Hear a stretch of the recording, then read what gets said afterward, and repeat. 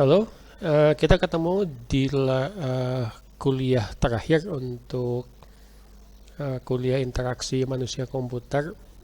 Materinya adalah pengantar perancangan interaksi ya, atau interaction design. Baik, kita mulai. Jadi seperti yang mungkin Anda masih ingat di awal-awal kuliah, bahwa interaksi manusia komputer atau human computer interaction itu adalah keilmuan yang multidisiplin dan menjadi bagian dari perancangan yang lebih besar, bukan hanya mengenai user interface saja tetapi juga produk secara umum ya, baik digital maupun produk fisik. Nah, kalau dari sisi definisi, Anda bisa baca di sini bahwa yang disebut sebagai perancangan interaksi adalah designing interactive product to support the way people communicate and interact in their everyday and working life. Jadi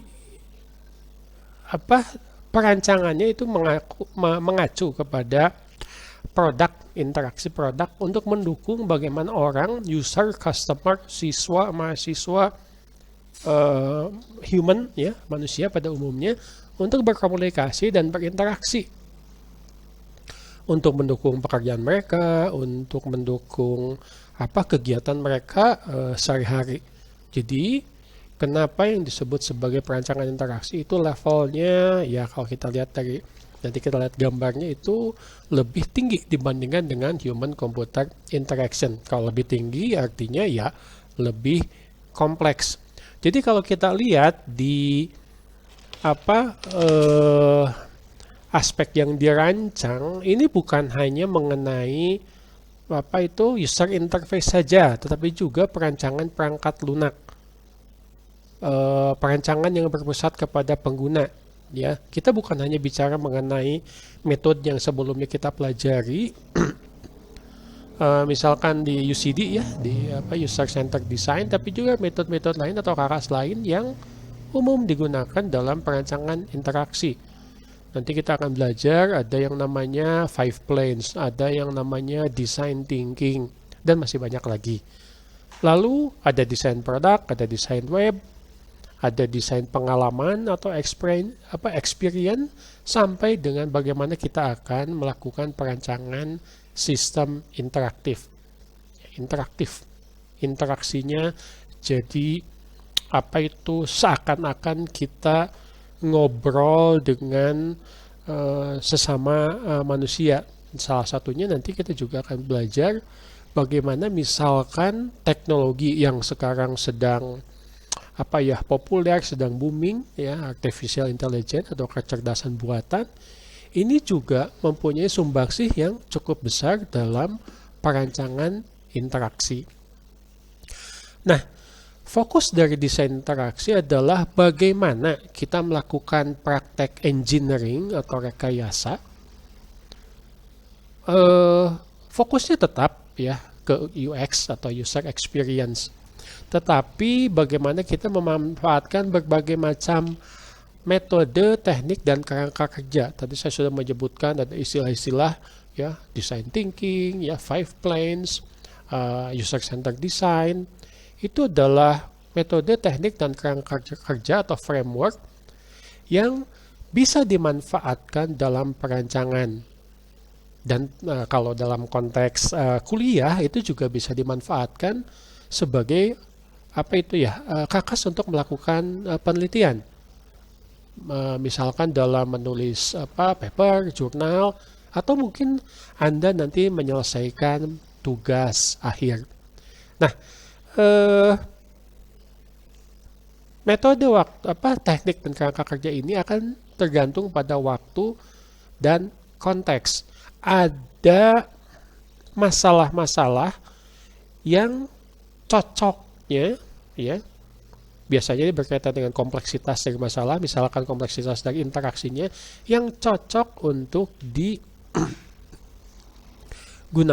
kakas tertentu. Tetapi pada secara umum fokusnya adalah kepada kepentingan pengguna atau user.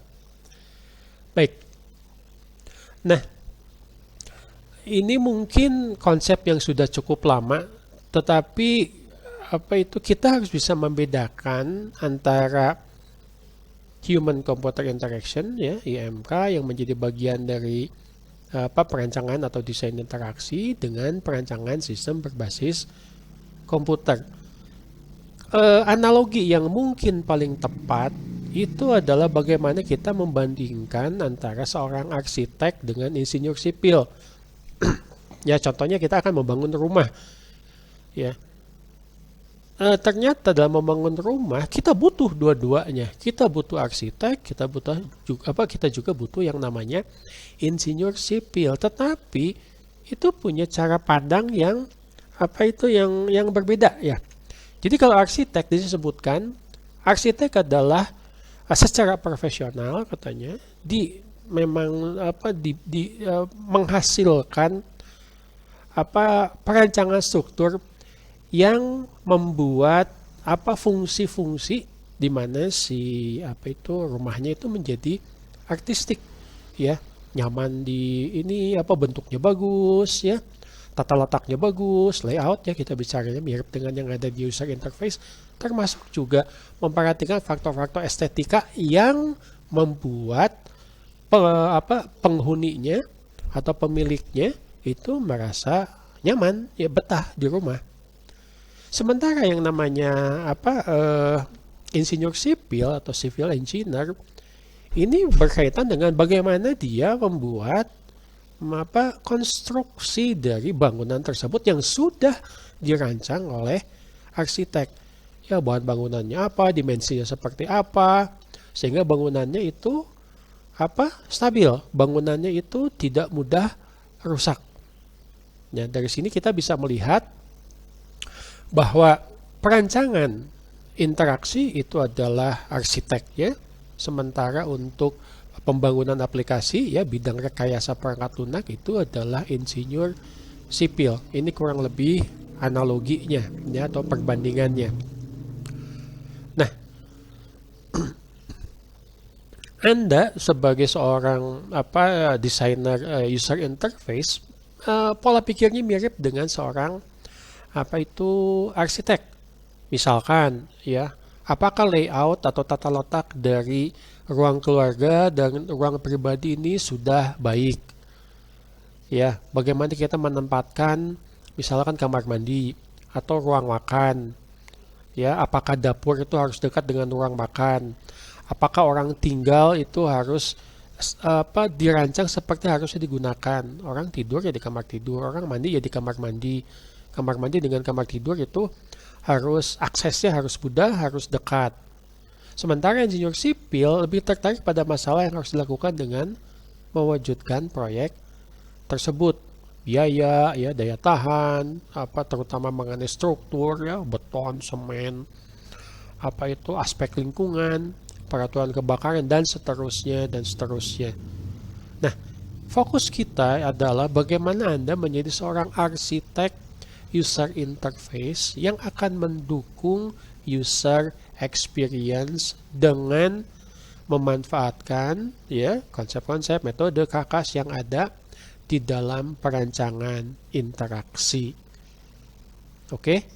Jadi kalau Anda ingin menjadi insinyur sipil, Anda jadi programmer, Anda jadi ahli di bidang software engineering. Oke? Baik. Seperti yang sudah saya sampaikan di awal, jadi interaction design ini adalah bagian dari kompleksitas multidisiplin yang terutama berkaitan bagaimana kita merancang user experience dan bagaimana kita memanfaatkan konsep-konsep di interaksi manusia komputer. Bagaimana kita merancang layout, bagaimana kita merancang tata letak, ya, layout tata letak sama, ya, bagaimana kita merancang objek-objek, konsistensi, keterbacaan, faktor usability, faktor-faktor manusia, faktor-faktor engineering, bagaimana kita mengkomunikasikan si perancangan tersebut, bagaimana kita merancang menu misalkan dalam rangka arsitektur informasi. Dan nanti juga kita akan berkaitan dengan industrial design, perancangan industri. Bagaimana sih hasil desain tersebut, misalkan user interface itu bisa dimanfaatkan misalkan di bidang industri. Ya. Jadi ini sebetulnya tidak jauh berbeda dengan apa yang kita bahas di awal, bahwa bidang kita ini yang kita sekarang lagi bahas itu adalah bidang yang multidisiplin, saling berkaitan. Kita tidak bisa hanya memahami, memperhatikan faktor-faktor manusia saja. Kita juga harus memperhatikan faktor komunikasi, information, dan seterusnya. Dari gambaran ini, saya harap Anda bisa memahami kompleksitas dari perancangan interaksi. Nah, profesinya itu adalah interaction designer, ya, desainer interaksi, ya. Ada desainer UI, ada desainer kalau di bidang lain produk desainer fashion, desainer produk. Anda di bidang ini akan menjadi seorang desainer interaksi. Bagaimana Anda harus memahami orang bertindak dan beraksi terhadap sebuah kejadian, sebuah event, ya, dan bagaimana mereka berkomunikasi dan berinteraksi satu sama lain. Manusia dengan manusia bagaimana? Coba kita copy paste, ya, istilahnya, dengan manusia dengan sistem. Ya, lama-lama sistem dengan sistem bisa berinteraksi. Bagaimana Anda sebagai seorang desainer interaksi mampu melakukan engineering rekayasa pengalaman pengguna yang menarik? Bagaimana kita lebih memahami emosi dari pengguna, ya, memperhatikan estetika atau keindahan, keinginan, termasuk juga kebiasaan. Dalam hal ini adalah peran naratif dalam pengalaman pengguna. Satu, itu ya di sisi manusianya, tetapi juga Anda harus memahami sisi bisnis. Kenapa tidak aneh kalau dalam tulisan-tulisan, dalam jurnal, dalam penelitian, dalam memperhatikan aspek perancangan interaksi, proses bisnis itu menjadi salah satu yang harus dianalisis. Ya, ada sisi teknis, ada sisi manufaktur, termasuk juga sisi pemasaran. Seperti yang pernah kita bahas juga, ya, ini hanya mengulang saja. Kenapa sebagai konsekuensi dari bidang yang multidisiplin, jadi sulit bagi seorang desainer untuk memiliki pengalaman dalam semua bidang yang beragam. Ya, jadi Anda bisa kerjasama nanti dengan keahlian bidang rekayasa, perancang, pemrogram, psikolog, antropolog, sosiolog, sampai dengan kerjasama dengan guru, dengan pendidik, ya, dengan berbagai pihak, ya, supaya desain yang Anda buat itu juga akan bermanfaat. Ya, ini contoh, analoginya kurang lebih seperti ini. Anda seorang arsitek ingin membangun bangunan dengan gaya joglo atau mungkin dengan gaya Jawa. Ya, satu, Anda bisa mencontoh dari bangunan-bangunan yang sudah ada. Tapi kalau Anda ingin membuat sesuatu yang lebih menyeluruh, Anda tidak aneh kalau misalkan Anda berdiskusi, ya, tukar pikiran, brainstorming dengan misalkan ahli budaya Jawa. Gimana sih konsepnya rumah budaya Jawa? Ya, kulturnya seperti apa? Ya, itu sesuatu yang juga tidak aneh. Ya, misalkan dalam bidang pembangunan sebuah aplikasi, perancangan user experience melalui user interface, Anda mau membuat aplikasi untuk anak-anak, ya, tidak aneh jika Anda diskusi dengan anak-anak, diskusi dengan, kalau misalkan aplikasinya mengenai bidang pendidikan, dengan gurunya, Lalu Anda mempelajari bagaimana gurunya itu mengajar, bagaimana caranya, materinya apa saja, kurikulum. Itu akan menjadi bagian dari perancangan interaksi kerjasama dengan pihak lain yang membuat user experience dan tujuan tadi dari bisnisnya itu bisa tercapai. Sekali lagi yang namanya faktor manusia ini sangat penting. Desain yang berpusat pada manusia kita sudah mempelajari dalam user-centered design. Ini berfokus pada peningkatan area dalam satu produk atau desain. Tadi saya sudah menyebutkan beberapa kakas metode yang kita pakai umumnya. Itu pendekatannya sedikit berbeda, tetapi human factor itu menjadi sesuatu yang utama. Salah satunya adalah mengurangi jumlah kesalahan yang dilakukan pengguna. Berarti errornya itu sedapat mungkin dikurangi dan menghasilkan interaksi yang lebih nyaman dengan produk. Tingkat kesalahan menurun, kenyamanan naik, tingkat usability naik, UX menjadi lebih bagus. Sebagai seorang desainer interaksi, Anda akan lebih mendalami lagi kemampuan dan keterbatasan manusia. Siapa yang mau pakai? Anda harus bisa mendeskripsikan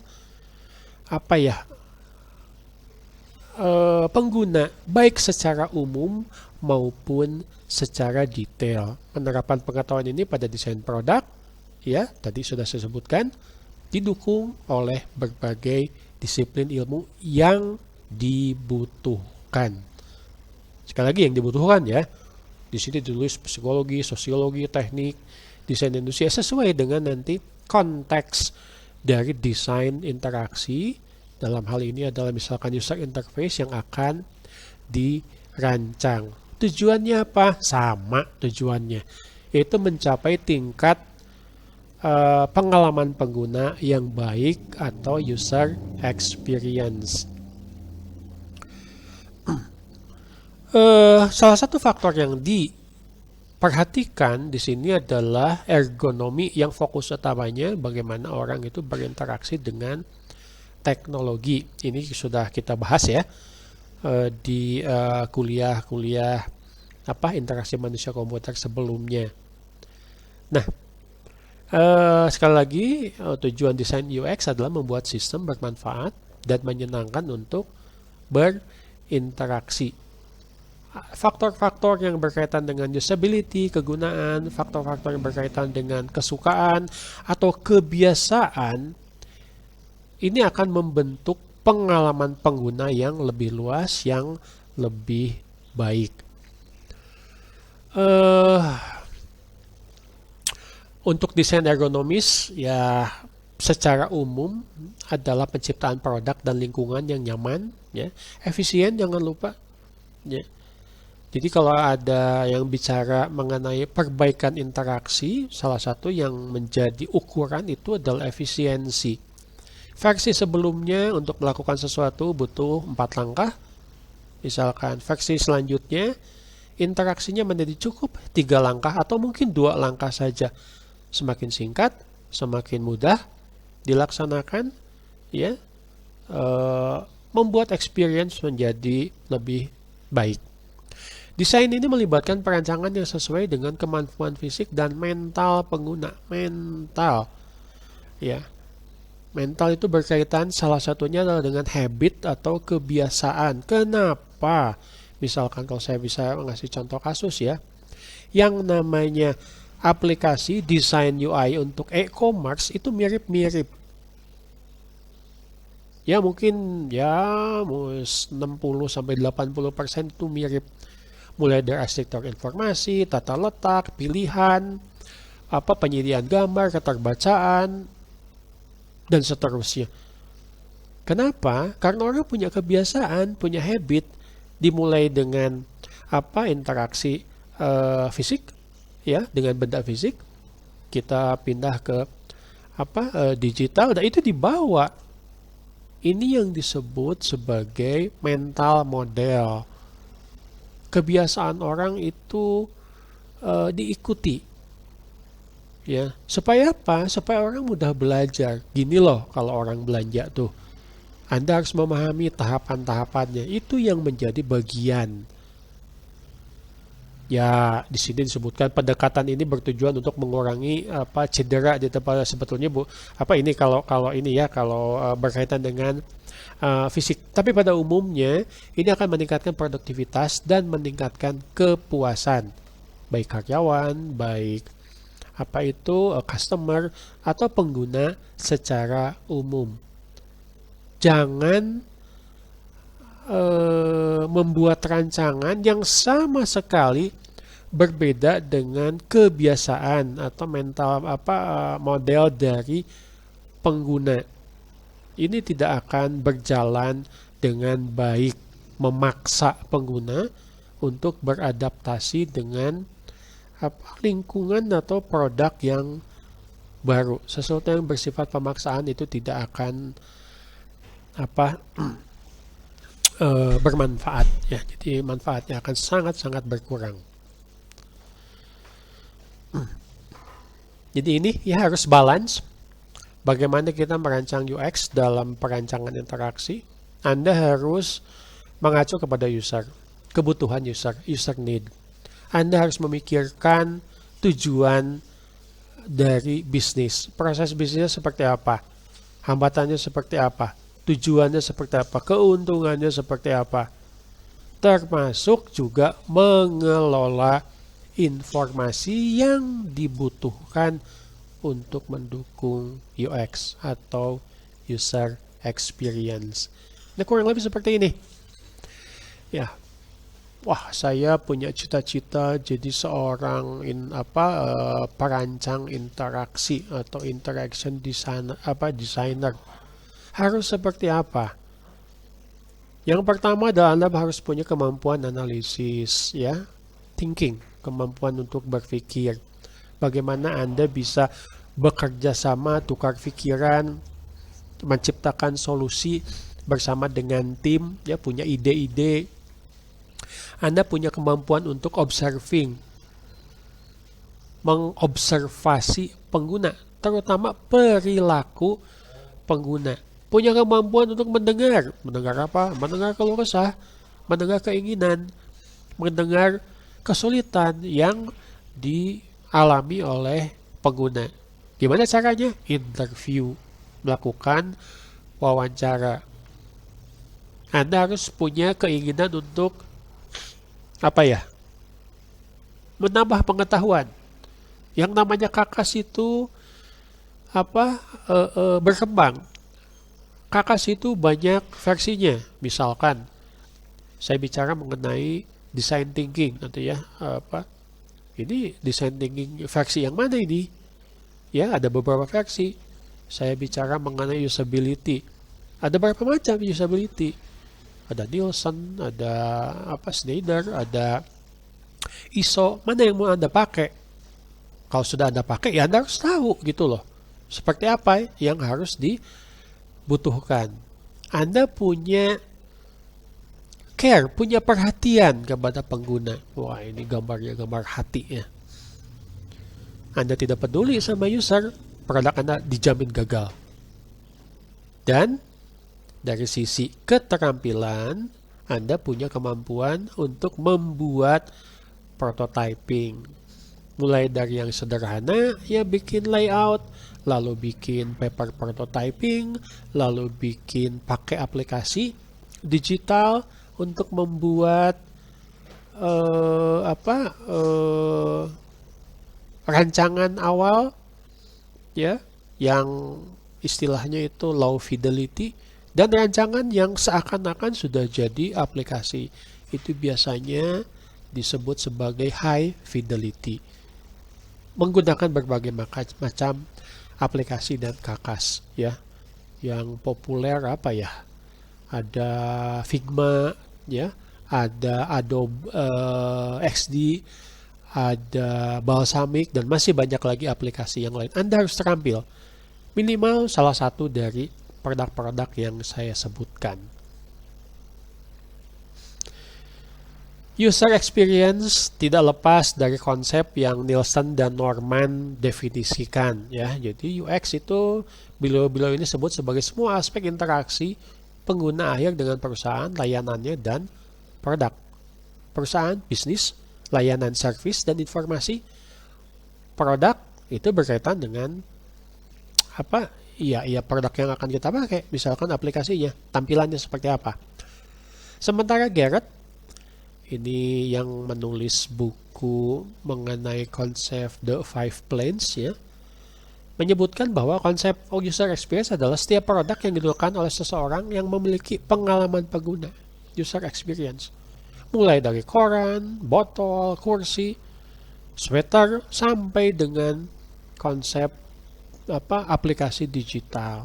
Semuanya itu punya dirancang produk itu untuk memiliki pengalaman pengguna, dan seharusnya pengalaman penggunanya yang efisien, menyenangkan, praktis, misalkan mendukung penyelesaian tugas, ya, dan seterusnya. Ada 2 slide terakhir, ini adalah 4 dasar user experience menurut konsepnya McCarthy dan Wright. Ada 4 ya. Yang pertama adalah sensual thread. Thread itu jalinan, jadi ada komponen-komponen yang terjalin untuk mendukung apa? Aspek sensual. Orang itu punya sensorik, melihat, mendengar, merasakan situasi tertentu. Bagaimana orang akan merasakan apa yang dia pakai, memahami apa yang dia pakai, baik contohnya adalah perangkat dan aplikasi teknologi. Ada sensasinya, ada ketakutannya, ada main game, ya. Pengen menyelesaikan level berikutnya, tapi takut. Nah, itu bagian. Kenapa? Karena itu memang dirancang. Ya. Ada kecewa, ada sakit, ada kenyamanan. Itu faktor-faktor yang dirasakan oleh manusia. Bagaimana itu dirancang? Harus ada tujuannya. Apa yang ingin Anda rancang? Main game itu harus menyenangkan. Tapi di samping menyenangkan juga tantangan. Di samping itu juga harus ada unsur takutnya. Misalnya siapa tahu ya Anda main game genrenya horror misalkan. Ini juga berkaitan dengan yang nomor 2, yaitu emotional thread. Orang bisa sedih, orang bisa marah, orang bisa gembira, orang bisa bahagia. Orang akan gembira jika ternyata pekerjaannya itu sangat didukung oleh aplikasi, dan orang akan marah kalau ternyata aplikasi malah menghambat pekerjaannya. Faktor emosi dalam perancangan interaksi itu menjadi salah satu yang harus diperhatikan. Orang misalkan akan marah karena komputer atau aplikasi tidak bekerja dengan baik. Kenapa? Karena banyak salah. Mungkin orangnya yang melakukan kesalahan, mungkin sistemnya, tapi itu tidak dikomunikasikan dengan baik dan tidak ada jalan keluar. Ya, wajar kalau misalkan orang menjadi marah. Bagaimana perancangan interaksi bisa mengantisipasi? Jangan nunggu kejadian. Sebelum kejadian, kita sudah merancang bagaimana membuat jalan keluarnya. Jalan keluarnya ini nomor 3, ya, yaitu compositional thread. Bagian naratif, suatu pengalaman, dan cara seorang untuk mengetahuinya. Ya, masuk aplikasi itu harus ngisi password.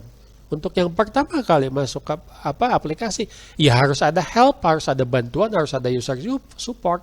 Misalkan yang memberitahu kepada user kalau mau masuk aplikasi ini harus isi password. Kalau belum punya password harus daftar dulu, dan seterusnya. Ini problem saja ya, salah satu problem dalam perancangan e-commerce atau belanja online. Ini adalah bagaimana orang diberikan pilihan-pilihan. Sekian banyak produk yang dijual di e-commerce, ini harus bisa menjangkau customer. Bagaimana customer memilih? Bagaimana customer mencari? Bagaimana customer itu menentukan apa yang mau dia beli atau tidak jadi. Ya. Pengalaman, contoh untuk mencari barang saja, ini harus didesain interaksinya supaya tidak bisa menyebabkan orang frustasi. Ya, mau nyari apa itu mouse misalkan untuk laptop, waduh ternyata susah. Ya, salah masuk menu, pencariannya sulit. Minta mouse malah dikasih USB. Hal-hal seperti ini akan membuat user experience menjadi kurang baik, dan problem umumnya misalkan dalam website terutama e-commerce itu adalah searching atau pencarian, mencari sesuatu yang diinginkan. Dan yang terakhir adalah spatio-temporal trend, ruang dan waktu di mana pengalaman berlangsung dan pengaruhnya terhadap pengalaman tersebut. Contoh, interaksi sudah bagus, pencarian sudah bagus, tapi ternyata memerlukan waktu yang cukup lama. Ini akan membuat user experience juga menurun. Ya, dalam beberapa tulisan, kalau kita berinteraksi dengan sebuah sistem aplikasi, ya lebih dari 60 detik saja, ya 1 menit kurang lebih, itu sudah dianggap terlalu lama, membuat orang menunggu, membuat orang tidak punya kepastian apa yang dicarinya bakalan ditemukan atau tidak. Itu akan membuat user experience menjadi turun. Ya, tetapi kalau misalkan interaksinya cepat, tepat, dan sesuai memang untuk mendukung apa yang diinginkan oleh pengguna, ini akan sangat mendukung tingkat kepuasan user experience. Oke, itu mungkin materi kita terakhir ya, pertemuan ke-14 dari kuliah interaksi manusia komputer. Saya berharap Anda dapat melanjutkan ke kuliah berikutnya, yaitu perancangan interaksi, dan menjadikan IMK menjadi salah satu subjek penelitian Anda.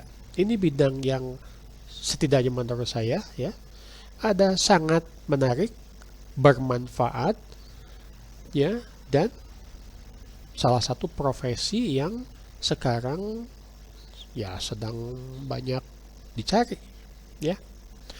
Oke. Cukup untuk video ini. Silahkan dipelajari ya, tetap semangat kuliah, maju terus, pantang mundur. Sampai di video berikutnya.